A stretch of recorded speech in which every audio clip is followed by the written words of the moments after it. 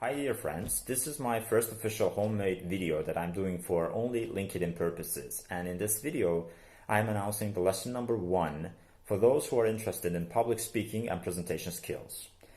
Before I start this session, which is going to be short but joyful, I want to remind the whole community of mine that COVID-19 has changed the way we deal with the reality, and it has changed our perceptions, expectations, and globally we are facing the socio-economical shifts which leave us in the tendency of depression, anxiety, and remarkable sadness. At the same time, we have to push forward and strive forward to become better because we will have enough time to do so. So lesson number 1 is actually an answer to the question is, how do I know? Every client and student I have in my professional career in public speaking asks me this question. How do I know that I am in the top league of speakers? Or what are the criteria or elements of evaluation that I can see and check for myself to see what my situation is? Toastmasters International is like a Champions League tournament for the speakers all over the world. And every year, 45 or 50,000 people fight for the spot number 1. And their judges have a special system and elements of evaluation I think will be helpful for us. And these are 18 elements. And during the lessons that we have in International School of Public Speaking, we go through 18 elements with all of our students and clients to see their situation. Element number 1 is the speech value. So you are evaluated by judges on the value of the speech that you're giving. Is it remarkable, interesting, or memorable? If it is not so, it's going to be very hard to deal with the other elements. In my upcoming videos, I'll be speaking about the content and the content creation and design. But you got to remember the element number 1, which is the speech value. Second one is preparation. So it is not what you say, it is how you prepare for this fight. Because speaking is like fighting with Mike Tyson. In every session I ask this very famous question. Imagine you are an amateur and you will fight with Mike Tyson after 6 months. What are the steps that you will take? And I guess these 18 elements are the steps that you need to take. So preparation. There are 4 elements to the preparation which will be given to you in upcoming videos as well. And number 3, I have a list in here, and I will list it from here. Delivery manner. It is the way you deliver your speech. It is the way you give people what they want. Because people have 4 types of learning habits, and you need to consider all of these types in the same format of a speech. Some people are visual, some people are kinesthetic, some people are audio people, and some people, they love being actively engaged in the whole process. So you need to consider all of these elements while you are speaking to others. And then probably the most important part is the opening. It is the first minute of your speech and the way you create the first impression that will be lasting. And most of people struggle with openings. It is worldwide accepted fact that the best way to open is to ask a question, start with a joke, tell a story, or start with a razzling, dazzling fact or shocking fact that will probably leave people speechless. If you are very good in doing so, congratulations. If you are not, well, there is much kilometers to cover. Then, of course, it is body of speech and the transitions that you will make. Most of people, when they listen to the speech, they don't get the feeling of understanding where is your roadmap. And most of people struggling with showing the corridor, saying, this is my entrance, this is my exit, just follow me and it will be a great ride. When we listen to people, sometimes we ask, what was this whole speech about?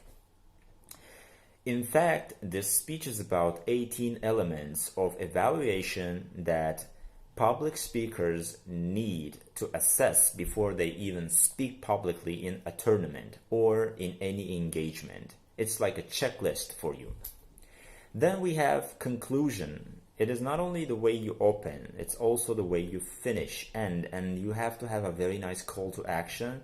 And the upcoming videos will be having those moments when I will probably give you a couple of cases the way people finish their speeches, because it is very important to finish with a high note, and most of people finish and you don't feel that. You don't feel the way they finish, because it's not like in the movies that Hollywood producers produce for you. And then we have also the way we use notes and lectures. It's not only us, it's also the equipment that is given to us. And the way we use it is going to change and shift the perception of people as well. Usually, I recommend my students and clients not to use anything that will block them from the audience, because you don't need such energy. But if you have to, well, then there are some tendencies on how to do that. Posture and movement. Of course, our body language is a very strong and meaningful language that we're not good communicating with. Body is not going to hide your emotions. Usually your fear, inconfidence, anxiety, your anger, your enthusiasm, it cannot hide. And politicians and big business owners, they have image maker teams, but you don't. So you need to work on your body language. In a homemade video, I cannot go into details, but there will be plenty of details as well. And then, of course, we have audience attention. It is not what you say, but it is whom you address, because you are giving a speech to other people. It is not an egocentric speech. It is a client-centered speech. It is an audience-centered speech. They need to understand you, not you, because you know that you are a specialist. But the way you explain things will change a lot for those people. And then, of course, we have eye contact. Well, for some countries, it's not that easy. You know, eye contact is looking directly into camera or the eye of the person for some period, for a certain period of time. But sometimes people, when they feel inadequate, they just look at the ceiling, they just look at the floor, or they hide their eye contact. But it shows the level of your confidence, and if you don't show it, people won't feel your charisma. If people won't feel your charisma, you're going to lose a lot of points, and that's not what you want to do. And the facial expressions, you need to understand you are your own tool, and there is nothing else when you stand on the stage. All you have is just in here. So it is better for you to smile. Even if you fake it psychologically after a couple of seconds, you will be naturally smiling. And if you shake your head like a pigeon, audience is also going to teleport and communicate that back to you, and they will also do the pigeon shaking, and you will enjoy the moment together. Vocal quality. Okay, you have a great content, you are a specialist, but if your voice is not trained, if your voice is not interesting, the chances of you winning in any public speaking event is miserable. So you need to work on your vocal ability and your diaphragm. And it is very important, if you work on your voice and tonality, just cover your ears, and then you will hear your original voice, and then you will assess if it is the world level voice or not that you hear from the TED speeches, from the championships, the commencement speeches, I don't know, so many tribute speeches that you heard all over the places. Try to work on the voice, and the best way to do that is to go to the musical instructors and see what kind of advices they can give you. Language and words. Well, I will go with Hemingway. Ernest Hemingway was giving us the hint. He said, kill your darlings, make it short and simple, make it memorable so that they can take it and also share it with others. Do not complicate people with Shakespearean language. It should be bang, bang, bang, like Bukowski once said. It should hit from the first sentence. If it doesn't, you need to work a lot on your speech. Grammar is also in the same category, but you know, it would be nice to have a proper speech. If you don't have it, it's a catastrophe. Humor.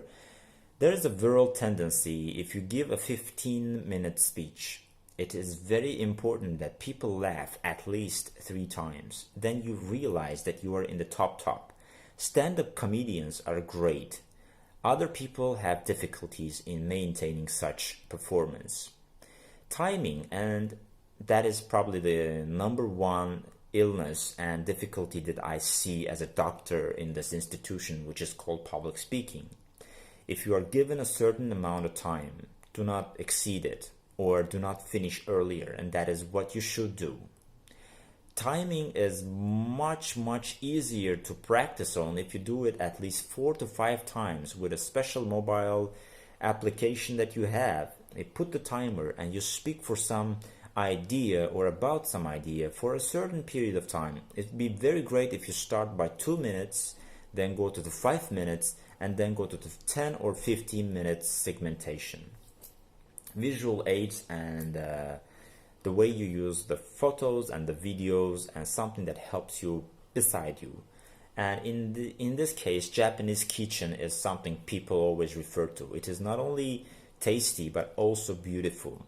Your slides should be beautiful, they should be original, and people need to feel that this slide is helping you but not covering you, and you are not becoming its shadow. As the Steve Jobs puts it, if you are going to read from the slides, you may as well sit and read with other audience members. And then the manual goal, it is, what was your topic and what was your purpose? Did you reach the purpose? At the end of my video number 1, I want to go back to my purpose. It was to show you 18 elements of evaluation that all the speakers undergo and judges give them. 18 elements are the essential checklist that you need in order to assess your level of speaking and communication with audience and with others. At the end, just take notes, have all the lists in here, and if you want detailistic approach, if you have more questions, if you want to enroll in the classes, which by the way are going to be from distance, online, internet classes, please contact Public Speaking School or International School of Public Speaking, and they will be helpful. We will speak more because language and communication is bringing people together. And as these dark times will be over, we will have incredible memories of humanity that we had to see. Take care and stay safe.